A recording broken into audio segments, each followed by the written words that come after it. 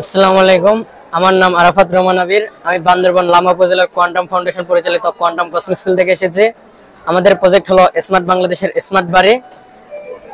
বিজ্ঞান ও প্রযুক্তি এখন অনেক দূর এগিয়ে গেছে, কিন্তু আমাদের দেশের ঘরবাড়িগুলো, বিশেষ করে পাহাড়ি এলাকার ঘরবাড়িগুলোতে বিজ্ঞানের সুবিধাগুলো সহজে পাওয়া যাচ্ছে না।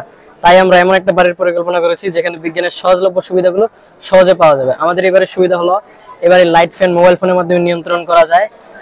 ঘরের বাইরে অন্ধকার হলে বাইরের লাইটগুলো অটোমেটিক জ্বালাই দিবে এবং প্রয়োজনে আবার বন্ধ করে নেবে। আমাদের ঘর গ্যাস বা ধোঁয়ার উপস্থিতি বুঝতে পারে এবং ব্লোয়ার ব্যবহার করে গ্যাস বা ধোঁয়া বাহির করে দেয়। ওয়াটার ট্যাঙ্কে পানি ভরে গেলে ওয়াটার পাম্প অটোমেটিক অফ হয়ে যাবে এবং পানি শেষ হয়ে গেলে অটোমেটিক অন হবে। আমাদের ঘর যাতে ঠান্ডা থাকে এর জন্য বিদ্যুৎ ছাড়া একটা ব্যবস্থা গ্রহণ করা হয়েছে, যেটা যেটা হচ্ছে বার্নৌলির থিওরি অনুযায়ী বাতাসটাকে বাহির করে দিবে।